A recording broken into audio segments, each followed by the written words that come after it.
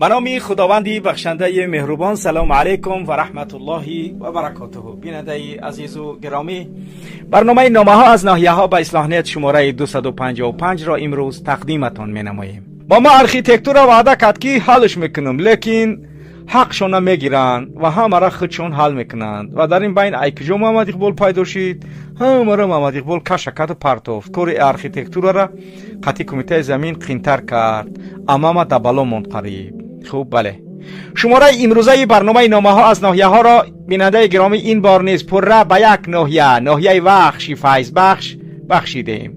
وحشی فیض بخش داخل ناخونک البته عباره مشهور است که در سالهای پیش، سالهای تاجیکستان سوویتی زیاد استفاده می شود و در حقیقت وحش اگر بچینک های امروزه بگیریم از هر لحاظ خودکفا و پیش صف به حساب می آمد. نوع عالی پخته، یعنی پخته مهینخ، محض در همین ناحیه رویانده می شد. نامه های برای این شماره بیننده گرامی انتخاب نموده ما دوامی منطقی نامه های اند که در شماره های پیشینه این برنامه مخصوص برای وحش آمده و نشر نموده بودیم. بله، از این شماره پیشتر هم چند شماره برنامه نامه ها از ناحیه ها و مشکلات ناحیه وحش و با فعالیت های رئیس ناجنبانو در از عمر آن قربانی بخ یا قربان یوسفوف بخشیده شده بود. در این شماره هم نامه های تیم اختیارانی اصلاح از این ناحیه را پیشکشی بینندگان خود می نماییم و به این امید که ببینید و نوشته های ما به خصوص برنامه های نامه ها از ناحیه ها که با رسیدگی و افشای واقعیت ها وارد خاندان هر یکی شما شده است همکاری با اصلاح را ادامه خواهد داد. بله، وحش، نامه اول. السلام علیکم و رحمت الله و برکاته. برادر گرامی محمد اقبال صدرالدین، التماس این نامه مرا قبول کنید. پس از نشری پدر نامه ها و دیگر نامه ها در برنامه نامه ها از ناحیه ها از وحش چندین کس ناراضی و آشفته شد، چون که شما هم مرا بدون روی خاطربینی آشکار کردید و دزدی آنها و علیک ملیکشان را گفتید. احسن برادر، اما گپ اینجا می رود که اینها یک قسمشان اصلاح نشدند و نمیخواهند اصلاح شوند. مثلا شما در برنامه نامه ها از ناحیه ها شماره 219 نسبت زمین فروشی از جانب فیض الله و تیمور گفته بودید، اما این کار به شدت در ناحیه وحش اوج گرفت و بچه فیض الله با تیمور در مرکز ناحیه جنگ کردند و کشتل و کشتل شدند. اینش طرفی آنش تو مرا در یوتیوب پرتافتی گفته جنگ کردند. در حقیقت شما گناه های هر دویش را چند بار نشر کردید، هم از تیمور را و هم از فیض الله را. من پرسیدم بچه فیض الله را، با من گفت ما زمین را طبق قانون فروختیم، آن زمین نیست، آن خانه است. بله، 100% راست گفت. تیمور باشد از دهه دوستی از کلخاز ما از جای ما است. این را هم پرسیدم. تیمور در کروگ خودشان بچه ها را گفت که من آنجا نشسته بودم، من ندانستم که این کار این قدر کش می شود. کاش که همان وقت از دیگر جا زمین اپم را می گرفتم، نه اینکه این زمینی حجت شدگی را. با ما ارکیتکتور را وعده کرد که حلش میکنم، لیکن حقشان نمیگیرند و همه را خودشان حل میکنند و در این بین ایکجا محمد اقبال پیدا شد. همه را محمد اقبال کشه کرد و پرتافت. کار ارکیتکتور را قطعی کمیته زمین قینتر کرد، اما ما دبالا موند قریب. خوب، چون که امش یکی از حرامخوری اشدی است و در کمیته زمین کار میکند، یعنی همان بازرگل و کمیته ارکیتکتور تا آقای فرهاد و دیگرانش وعده جدی کردند که کار را با منفعت تو حل میکنیم، چون که ما پول گرفتیم و همه حجت در سری ما. این سخنها را کارمند ارکیتکتور تا آقای فرهاد با کماندهاش گفته است. همراه کمیته زمین به تیمور گفتند که با دقت باشید بیننده گرامی، خب کنین کمتر کار تیشی نشوه، چون که همه را محمد اقبال صدرالدین جزیر کرد. همی که کار تین شد حلش میکنیم، کاری تو بوده قریب. و با تیمور گفتند که کمیته ارکیتکتور را برا کلنتا بگو، یعنی زمین خر را که در زمین اولی ساختمون نکنه، همون خانه ویرانه را برای حجت کردن سمزخوت ساخته بود. امو را ریمونت کنه بدرویه، موده کار آسان شوه و 25,000 دیگه شم بگی بیا، موندگیش 15,000 بعد میگیریم. خلاصه بیننده گرامی این که همگی آن زمین حجت شدگی را در 120,000 سامانی فروختند. 80,000 را پیشکی ایشان تیمور گرفته بود که این فکت ها را شما دانلود در برنامه نامه ها 219 نشر کرده بودید. اکنون ببینید شما ناترسی را و بی قانونی در ناحیه وحش را. بهوده این ناحیه را 13 رایون نمیگویند، چون که اینجا نه پروکراتورا کار میکند، نه سود و نه امنیت. در این ناحیه در زمین حجت شدگی با MBT طبق قانون با نتاریوسی دولتی، اما دولت کاملا فرسوده و اصلا زدگیان قانون رو یک جا با قانون برار. در این دولت تو تقدری کارت حاله یا که پلابتن کارت حل میکنن. برای همین یگانه کار سرنگون کردن دیکتاتور رحمانوف است. بعد کار مردم عادی طبق قانون حل می شود. بله 100% در این ما هیچ شک و شبهه هم نداریم که این وضعیت تا وقتی رحمانوف هست تغییر خوردنش خیلی مشکل است. اکنون میگذاریم به نامه دوم. السلام علیکم دولا محمد اقبال، شما نامه مرا در پدر نامه ها جای داده نشر کردید که آن نسبت خصوص بچه های رحمانوف صحبت میکرد. چه خیلی گفته بودم که حاجی امرالله در منطقه دوردست ناحیه وخش در رو پشته ها را عقاب کنده تقسیم کرده بود و در این زمین های عقاب کنده با پرداخت پول ما گاو و مالمان را با صد عذاب میچراندیم. پیشتر تا آمدن خسر بچه رحمانوف و این اولادی نادیده گرسنش این خیلی نبود، عذاب نبود. اینها آمدن این اولاد جای ما را کسرتی زد. بعد از نشر پدر نامه ها این خسر بچه رحمانوف با تمام این منطقه گاو و مالمان را چراندنی نماند، چون که قهرش کرده است و گفت روی راست که هیچ کس دیگر نمیچرانه گاو مالشه. و مردم گاو مالدار را گفتند با واسطه آدمانش یعنی چاپلوسانش که همتون گاو مالتون بیارید با ما بفروشید و این اولاد رحمانوف بسیارتر مال میده را میگیرد. باز جدا کرده بهترین مال ها را با نرخ ارزان میخرند. در این عائله تماما با خدا انصاف ماندگی نیست. چنان بیرحمند که ما چند ساله ها در این منطقه زندگی میکنیم، با کجا رویم نمیدونیم و با کجا عرض شکایت کنیم نمیدونیم، چون که همه را اینها مونوپولیا کرده گرفتگیان. خواهش میکنم دولا محمد اقبال حرف ما را قبول کنید، بار دیگر در این مسئله تاکید کنید تا انصاف کنند کمتر.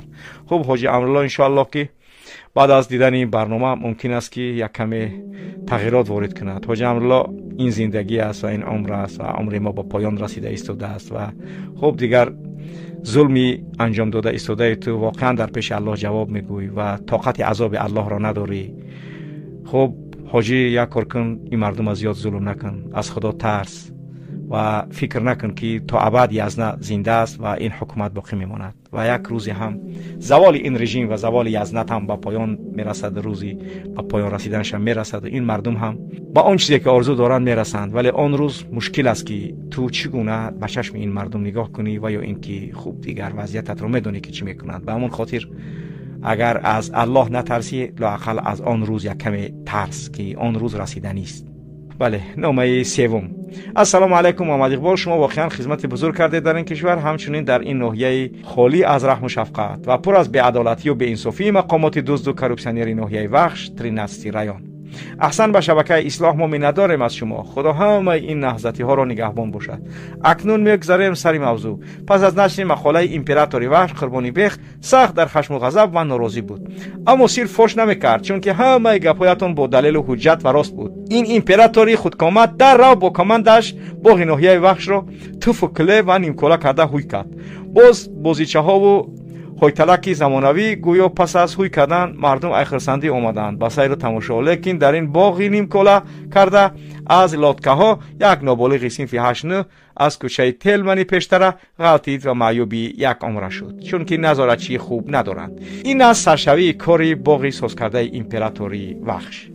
و در ناحیه قربانی بیخ کورکورانه و مکتب و صدیقه آدم روان کرده گویا که نظارت میکنه بعد پخشی برنامه و نشر برنامه، لیکن در اصل آب و نانی مکتب و صدیقه را دزدیده میفروشد. از این کارها این امپراتوری خودکامه با پروکراتور 100% با خبر است، چون که فایده با کیسه شون میرود، اما این را با شما قریب که هیچ کس نمیگوید. این است یکی از دزدی نانی مکتب و کودکان.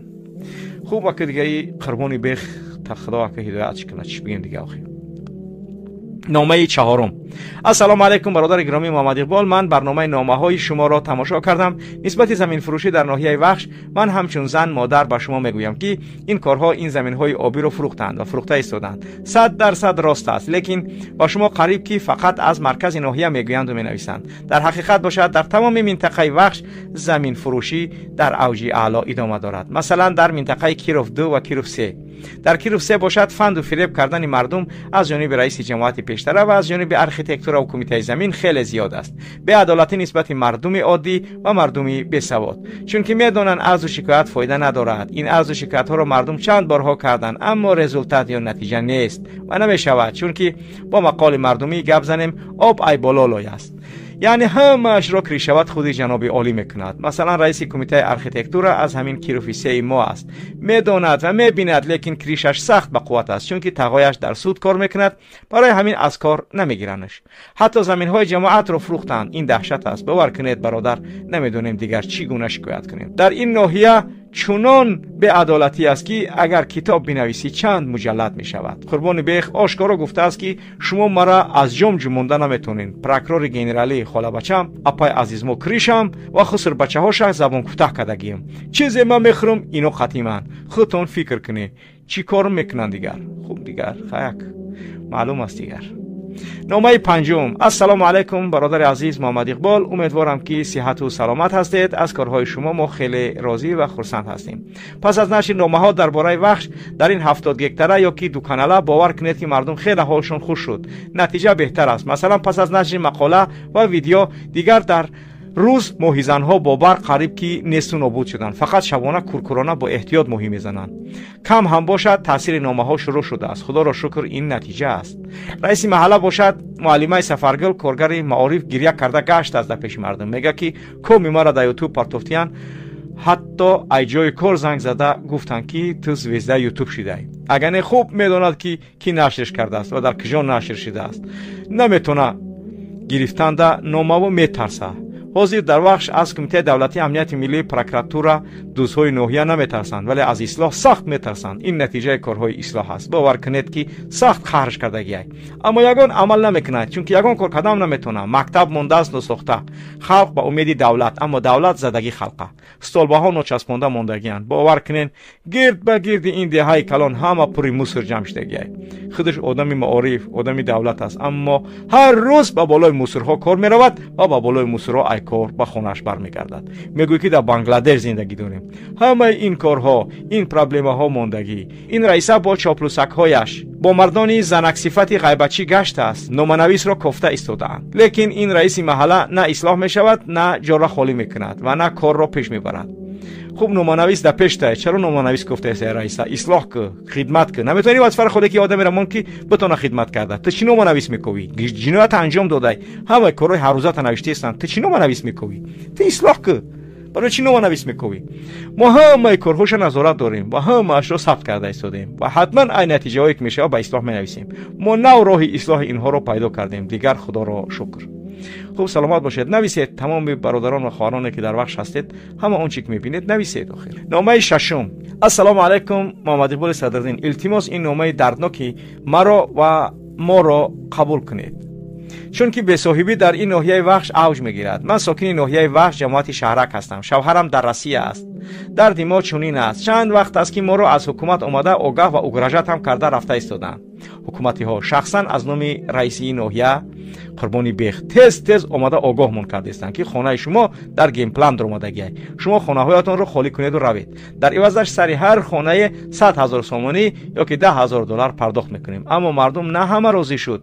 باز آمده گفتند که فوراتون همین، نه فوراتون هم همین. در بین مردم باز ناراضگی کلان شده ایستاده است، چون که خانه ها کم ترینش که به تعمیر است از 125,000 سومانی سر می شود. قیمتش 250,000-300,000 سومانی بالا هم است. نرخ از تعمیر وابسته است. این آدمانی قربانی بیخ باشد آماده دیده و دانسته تماما پول ناچیز به مردم پیشنهاد کرده ایستادند و حتی اگرجت هم کرده ایستادند. آخر اینها کارمندان مقامات نیستند، اینها مافیا هستند، مافیای پیشوای ملت. چی خیلی قید کردیم بعد از آنی که مردم با صدا بلند کردند و گفتند که این پول کم است، پس از آن آدمان قربانی بیخ آماده است طفق را برداشتند، دیدند که نشد، خراب زده از 140 تا 150,000 سومانی کردند. باید گفته که همش برای یک حجرگی است. در این بین دامهای دو اتاژه هم هست و در این دو اتاژه ها از یک حجرگی تا 3 حجرگی هست. آدمان قربانی بیخ آخران دفعه آماده گفته بودند که پس از عید آماده یک بار همش را مصلحت میکنیم. ما به هر حال از کارهای اینها راضی نیستیم. یکم، با این پولی تماما ناچیز ما کار کردن نمیتونیم. قربانی بیخ خوب گوش کن، حتی تحکرسی ساخته نمیشه با 140-150,000 سومانی. دوم، هر جای قربانی بیخ ساختمان دارد، نه صفت خوب دارد، نه بودشوی ساختمان دیده می شود. مثلا در تکستیل قربانی بیخ زیاده 10 سال شده است که ساختمان داره، اما هیچ نیست که ساختمانش بود شود. حتی جناب چند بار آمده سنگ اول موند و رفت، لیکن سراغ نمیکنه که چی شد. اما سنگی سری قوری مریم موندگی من. خب راست میگن. قربانی بیخ میبری جایی که نیم تمام سوسشون کنی باید جای دیگر سر کنی. خلای همه کاره. سیوم، چرا زمین های مرکز رو فروختند؟ حتی زمین های آبی رو هم فروختند و تا حال با همراهی برات اکش رئیس سابق ناحیه وخش فروخته ایستادند. میشد که دیگر آنجا دام سازند. چهارم، قربان بیخ چون که از اینجا منفعت کلان و مخصوصا کلان به دست می آورد، برای همین به منفعت خودش کار کرده ایستاده است. خوب قربان بیخ، اینا طلبات مردمان خوب دقت کن.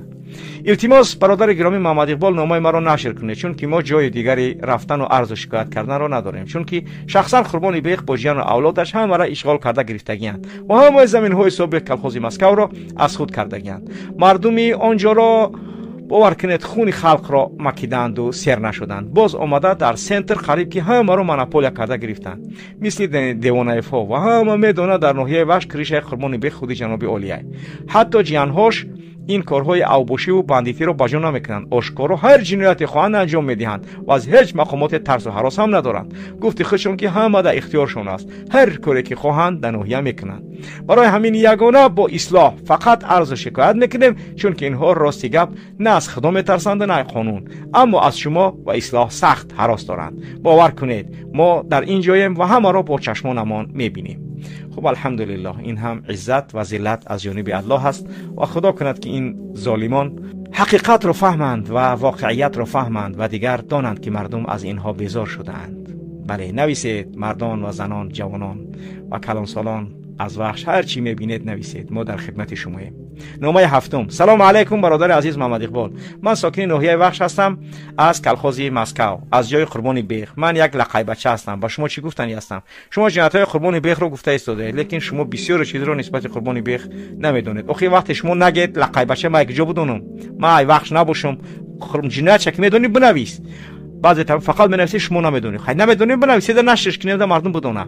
در برنامه منبر مواجه چند بار گفتید که مقامات رحمان و مردم رو غارت و زنا و تجاوز میکنند. بله 100% انا همین کارا قربان بیخ در وحش کرده است و میکنه. من با دلیل و حجت میگویم برایتان، قربان بیخ همه زمین های کلخوز مسکو را از مردم با زوری کشیده گرفت که این رو همه میدونند و در این زمین ها پخته میکنند و مردم عادی پس از کاریدن پخته جویک ها را تقسیم میکنند برای چابق، چون که مردم علاج دیگر ندارند. در وقت چابق پخته زنها و دخترها اساسا یکجا شده میآیند و کار میکنند. یک روز قربان بیخ آمد سر زمین برای دخترها را حیبله گویی. نخست یک دختری خشرو را دید، یک زنک، واقعا خشرو بود دختر، لیکن این دختر شوهر داشت، شوهرش در روسیه بود. قربان بیخ کار کرد و با این دختری خوشروی شوهردار عمل نامشروع را انجام داد. خب البته نامناسب نوشتن، ولی ما دیگر نامناسب نشر نمیکنیم، چون که واقعا دهشت است. شما ببینید این دهشت را و عین همین کارها را جن‌هایش چندین بار با زن‌های شوهردار کردند و حالا هم آزادانه به طرز و هراس میکنند که از این کارها بسیار آدم‌ها با خبرند که قربان بیخ با جن‌هایش این خیل جنایت‌های کلان میکنند، لیکن میترسن گپ زنند، چون که قربان بیخ کریشش خودی جناب است و 6 تا زن‌های شوهردارم روان کرده است.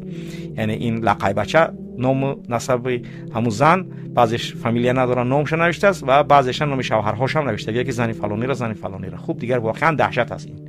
برادر محمد اقبال، من به شما یک چیز دیگر رو میگویم. در تاجیکستان همه میدونند که جنایتکاری اساسی خودی رحمانوف است و من به شما میگویم که جنایتکاری اساسی در وحش انا همین قربانی بیخ با اولادش و با جن‌هایش است. زمین ها را کشیده گرفتند از مردم، چراگاه ها را گرفتند، اساسا این جنایت ها را برات برادرش و جن‌هایش کرده ایستادند. هیچ کس هیچ چیشون نمیگه. در معرکه ها در کروگ خودشون روی راست میگویند که کریشه ما جنابای، ما دیگراش زدگیم. برای همین مردم باید دانند که فقط انقلاب ما را از این جنایت‌های قربانی بیخ و خصوص بچه‌های رحمانوف آزاد میکند و تمام. ما لقای‌ها با شما هستیم. سلامت باشید برادران گرامی. شما لقای هستید، تاجیک هستید، هر چی که هست شهروند تاجیکستانید، هر مصیبت و ظلم و جنایت میبینید با ما ارسال نمایید، ولی لطفاً نام افرادی که با آنها چنین جنایت‌ها صورت میشود منظور مظلومان رو نگویید. برای ما لازم نیست. برای ما مهمترین چیز این جنایت‌هایی که انجام میدهد. البته نام‌های آنها نزد ما محفوظ میماند و ان شاء الله حتما اینها به سزای اعمالشان خواهند رسید.